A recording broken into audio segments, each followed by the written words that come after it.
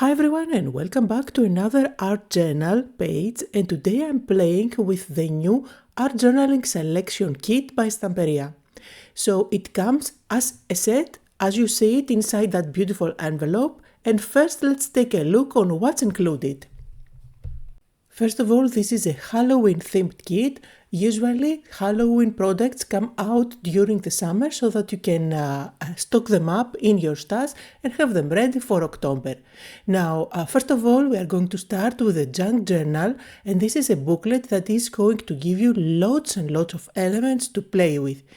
You will find pumpkins, bats, moon, you will find black cats, you will find castles, witches, and I think it is really cleverly designed so that you can go for a cute Halloween project as well as for a more darker gothic one if you are into that kind of style.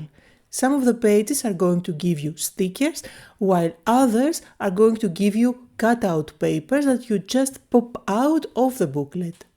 And these are printed front and back, so you can have your ghost, for example, or your witch facing either way. You'll also find a big selection of sizes. So for example, you can see this huge cupboard where you can place your magic potions, as well as smaller designs such as the keys, the stars, and so much more. Now, you will also find in this booklet pattern paper and also tags like this one, as well as many sentiments that you can play with. So this is a booklet not only for journaling, but you can definitely do your Halloween cards out of it. Now let's look at what other is included in the kit. You will find a selection of rub-ons. These are the rub-ons that you just rub with the back of a pencil or a burring tool to transfer, and they transfer beautifully on paper, on glass, on wood, on so many different surfaces, even on fabric. Many designs on this one as well, and I will be using some of them today.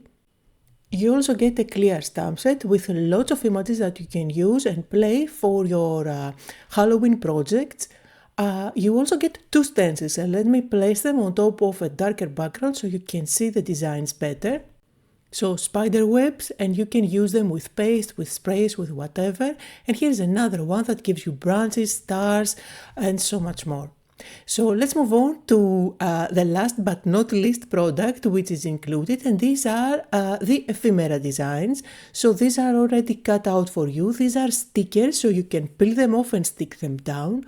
They have lots and lots of designs in here included, and I mean between the junk journal booklet and these, you pretty much have everything you need for many Halloweens to come. Lots and lots of products, and look at all those beautiful designs. Now, if you notice, you will find that not every design is exactly the same as the one in the junk journal. Mainly they are different sizes, or you will find little images that are not included there. So it's a really fun selection, and I am going to start my page today, and for that I'm going to start with dye ink. I'm working on my watercolor art journal, and this is about 6 by 6 in inches. I'm starting with an orange ink pad, and I'm going to apply ink at the top of my page. You can saturate it or oversaturate it as much as you like. You can see that you can build up the color, but the good thing with those brushes is that you start lightly and you can go as dark as you like as you go. Now I'm switching to another ink pad, and this is raspberry. I will blend around the center of my page and make sure that those two colors meet nicely, and look how beautiful they blend together. Now again, you can oversaturate it and you can add as much of that color as you like, and if you don't have dye ink pads, you can definitely use your acrylic paints in a similar colorway, or you can just tear off pieces from the booklet, from the junk journal booklet, and stick it down for a ready-made background. Now I moved on to violet, and now I want to darken up my project a little bit, so I'm going to bring in my black permanent ink, and I'm going to use that to stamp the design. I am using a stamping block for that, but you will see that at some point I'm just going to peel off the stamp and use my fingers. Just because this is an art journal, I don't care about having the perfect impression. The more organic it looks, the better for me. So I'm just using my fingers And it is really important for this stage to use a permanent ink because later on I'm going to do some splattering with water. I will use glue here and there. So it is nice to have that detail design, stamping, really pristine and precise. So I don't want it to smudge or smear. That's why I'm going with permanent ink. Now I'm happy with how it looks, and that's where I'm bringing in some water. I'm just going to splatter a few droplets here and there. Let that react with the ink that is underneath, and after a few seconds just use a paper towel and blot the excess water. This is going to lift ink from the paper, and it's going to give that beautiful ghost effect that you will see now. Absolutely lovely. And you can repeat the same process if you want to have even more droplets. Now I'm using my blending brush and I'm building up some black dye ink around the border. This is going to kind of frame my project. It's going to darken it up a little bit more so that it looks more Halloween. And I think that it creates kind of a vignette where it makes that project look more finished. And you will see that just by doing a little lightly blending around the border, it really changes the effect and it kind of glows at the center.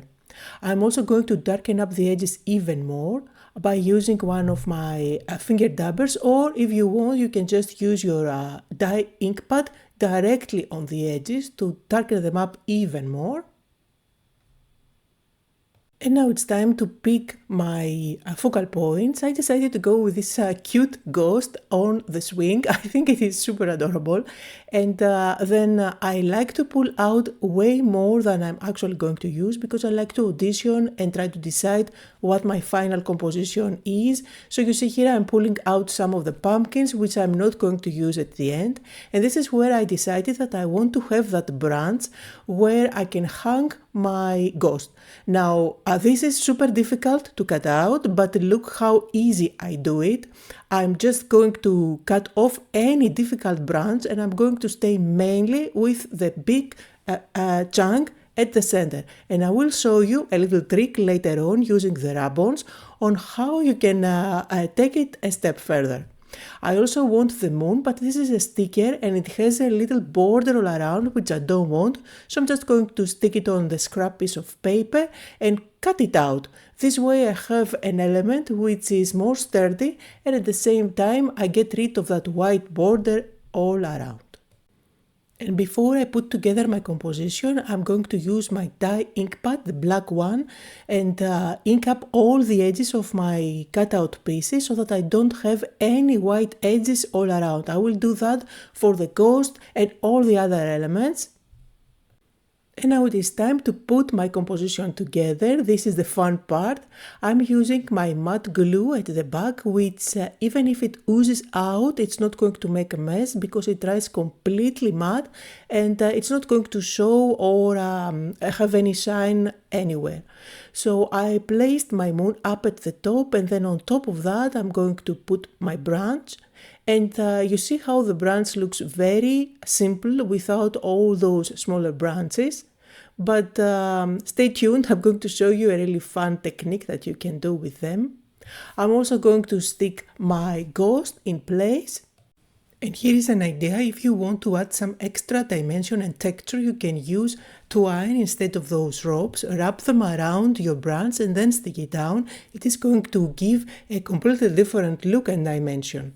Now I'm going to bring in the rub-ons and there is a branch here and it is really complicated with all those smaller branches, which is what I'm going to use for adding all the details on the branch that I have on my project.